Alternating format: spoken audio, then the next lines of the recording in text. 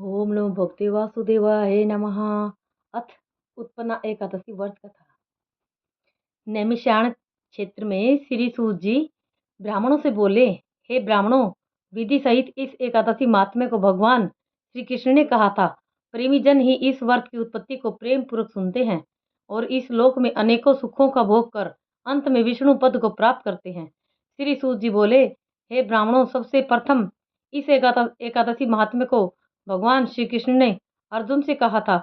उसी के अनुसार मैं आपसे कहता हूँ। अर्जुन ने कहा, हे जनार्दन, इस एकादशी व्रत का महात्म्य क्या है? इस व्रत के करने से क्या पुण्य मिलता है और इसकी विधि क्या है? तो आप मुझसे कहिए। ऐसा सुनकर श्री भगवान ने कहा, हे अर्जुन, सबसे पहले हेमंत ऋतु के मार्गशीर्ष महीने में कृष्ण पक्ष की एकादशी का व्रत करना चाहिए। दशमी की शाम को दातुन करना चाहिए और रात को भोजन नहीं करना चाहिए। एकादशी को सुबह संकल्प नियम के अनुसार कार्य करना चाहिए। दोपहर में संकल्प पूर्वक नदी, सरोवर, बावड़ी, कुआं, तालाब आदि में किसी में स्नान करना चाहिए। स्नान करने के पहले शरीर पर मिट्टी का चंदन लगाना चाहिए। चंदन व्रत करने वाले को स्नान करने के पश्चात पापी, चोर, पाखंडी, दूसरे की बुराई करने वाला, पर स्त्री गमन करने वाला, दुराचारी, दूसरे के धन को चुराने वाला, मंदिरों में चोरी करने वाला, इन सब मनुष्यों से बात नहीं करनी चाहिए। यदि अनजाने में इनसे बात हो भी जाए तो इस पाप को दूर करने के लिए सूर्य नारायण के दर्शन करने चाहिए।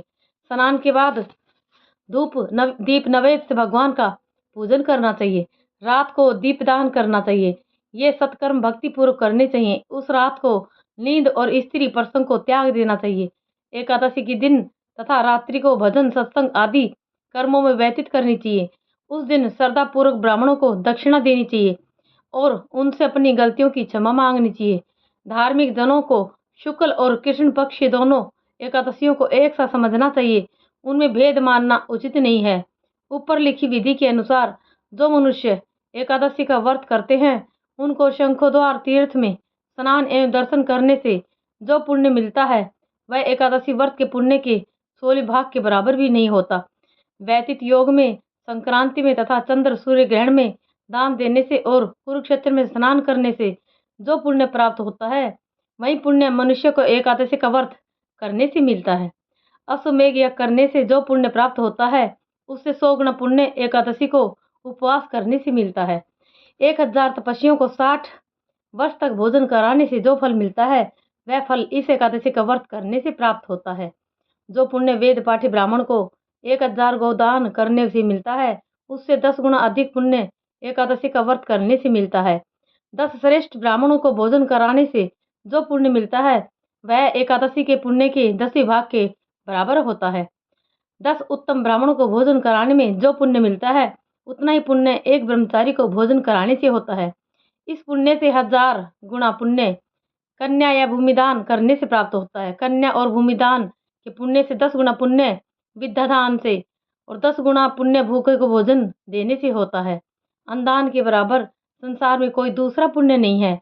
इस दान से स्वर्गीय पितृ तृप्त हो जाते हैं। इस दान का महात्म्य देवता भी वर्णन नहीं कर सकते। निर्जल व्रत करने का आधा फल एक बार भोजन करने के बराबर होता है। उपरोक्त कोई सा भी एक भी व्रत जरूर करना चाहिए। एकादशी व्रत का व्रत करने पर ही यज्ञ, दान, तप आदि मिलते हैं, अन्यथा नहीं मिलते। अतः एकादशी का व्रत अवश्य ही करना चाहिए। इस व्रत में शंख से जल नहीं पीना चाहिए। मछली, सूअर तथा अन्न एकादशी के व्रत में वर्जित है। एकादशी व्रत का फल 1000 यज्ञों से भी अधिक प्रभावशाली है। ऐसा सुनकर अर्जुन ने कहा, हे भगवान, आपने इस एकादशी के पुण्य को अनेक तीर्थों के पुण्य से श्रेष्ठ तथा पवित्र क्यों बतलाया है, सो सब कहिए। भगवान बोले, हे अर्जुन, सत्ययुग में एक महाभयंकर मुर नामक दैत्य था। उस मुर दैत्य से सभी देवता अत्यंत भयभीत रहते थे। दैत्य ने इंद्र आदि देवताओं को जीत उन्हें उनके स्थान से गिरा दिया। तब देवेंद्र ने महेंद्र से प्रार्थना की कि हे शिव शंकर, हम सब लोग इस समय मूर दैत्य के अत्याचारों से मृत्यु लोक में अपना जीवन व्यतीत कर रहे हैं। कृपा कर इस दुख से छूटने का कोई उपाय बताइए। महादेव जी बोले, हे देवेंद्र, आप श्री विष्णु भगवान के पास जाइए। इंद्र तथा अन्य देवता क्षीर सागर, जहाँ पर कि भगवान विष्णु शेषशय्या पर शयन कर रहे थे, गए और देवताओं सहित इंद्र ने उनकी इस प्रकार स्तुति की, हे देवताओं के देवता और देवताओं के देवता स्तुति करने योग्य आपको बारंबार प्रणाम है। हे दैत्यों के संहारक, हे मधुसूदन, आप हमारी रक्षा करें। हे जगन्नाथ, समस्त देव दैत्यों से भयभीत होकर आपकी शरण में आए हैं। आप ही संसार के कारक और कर्ता हैं, सबके माता पिता हैं, जगत की उत्पत्ति, पालन और संहार करता तथा देवताओं की सहायता करने वाले हैं और शांति प्रदान करने वाले हैं। आकाश पाताल आप ही हैं, तीनों लोकों को उत्पन्न करने वाले ब्रह्मा, सूर्य, चंद्र, अग्नि, हव्य, स्मरण मंत्र, यजमान, यज्ञ, कर्म, कर्ता, भोक्ता आदि आप ही हैं। हे देव, शरण में आए हुए की आप ही रक्षा करने वाले हैं। इस समय दैत्यों ने हमें स्वर्ग से निकाल दिया है, अब आप हमारी रक्षा कीजिए। देवताओं द्वारा करुण वाणी को सुनकर श्री विष्णु भगवान बोले, हे देवताओं, वह कौन सा दैत्य है जिसने देवताओं को जीत लिया है और तथा उसमें कैसा बल है, यह सब मुझसे कहो। भगवान के वचनों को सुनकर इंद्र बोला, हे भगवान, प्राचीन समय में नाड़ी जंग नाम का एक दैत्य था। उस दैत्य की ब्रह्म वंश से उत्पत्ति हुई थी। उसी दैत्य के लड़के का नाम मुर है।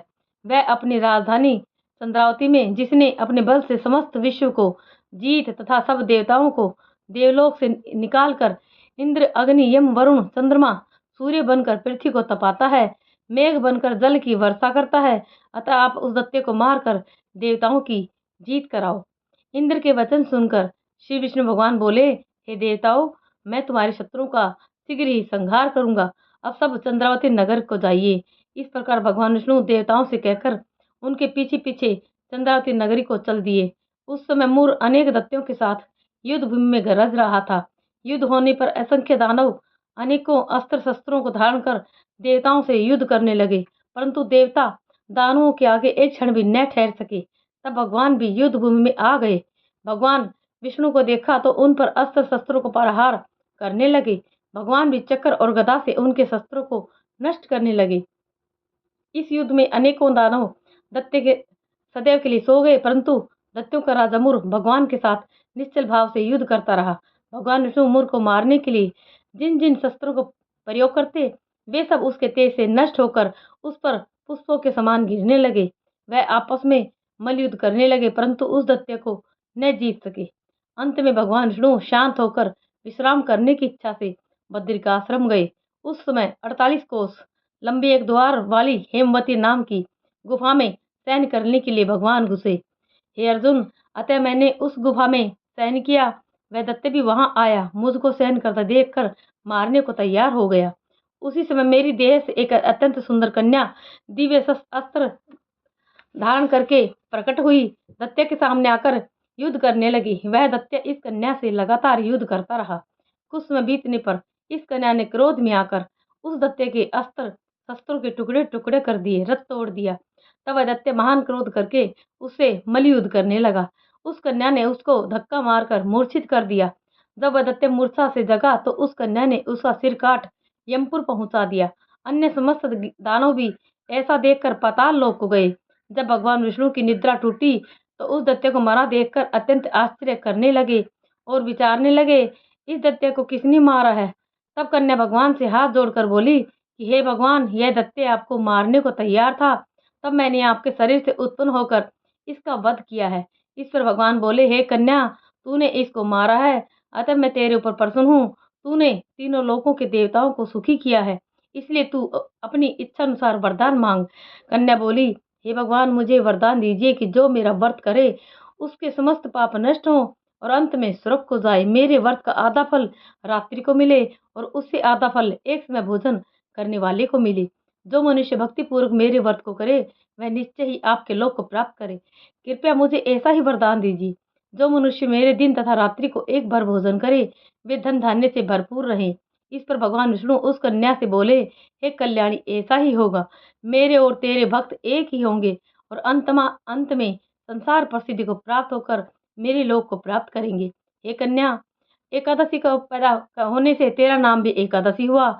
जो मनुष्य तेरे इस दिन का व्रत करेंगे उनके समस्त पाप नष्ट हो जाएंगे और अंत में मुक्ति को प्राप्त करेंगे। तू मेरे लिए अब तीज, आठे, नौमी, चौदस से भी अधिक प्रिय है। तेरे व्रत का फल सब तीर्थों के फल से महान होगा, ये मेरा कथन सत्य है। ऐसा कहकर भगवान उसी स्थान पर अंतर्ध्यान हो गए। एकादशी भगवान के उत्तम वचनों को सुनकर अत्यंत प्रसन्न हुई। हे अर्जुन, सब तीर्थों, दानों, व्रतों के फल से एकादशी व्रत का फल सर्वश्रेष्ठ है। मैं एकादशी व्रत करने वाले मनुष्य के शत्रुओं को, विघ्नों को नष्ट कर देता हूँ और उन्हें मोक्ष दिलाता हूँ। अर्जुन, यह मैंने तुमसे एकादशी की उत्पत्ति के बारे में व्रत लाया है। एकादशी पापों को नष्ट करने वाली और सिद्धि को देने वाली है। उत्तम मनुष्यों को दोनों पक्षों की एकादशियों को समान समझना चाहिए। उनमें भेदभाव मानना उचित नहीं है। जो पुरुष विष्णु भक्त हैं उनको धन्य है। जो मनुष्य एकादशी महात्म्य को स्वर्ण में पठन करते हैं उनको अश्वमेघ यज्ञ का फल मिलता है। जो मनुष्य भक्ति पूर्वक कथा सुनते हैं वे विष्णु लोक को जाते हैं और करोड़ों वर्षों तक उनकी उस जगह पूजा होती है। जो एकादशी महात्म्य के चौथाई भाग को सुनते हैं उनके ब्रह्म हत्या आदि के महान पाप नष्ट हो जाते हैं। विष्णु धर्म के समान संसार में कोई दूसरा धर्म नहीं है और एकादशी व्रत के बराबर कोई भी दूसरा व्रत नहीं है। ओम नमो भगवते वासुदेवाय नमः।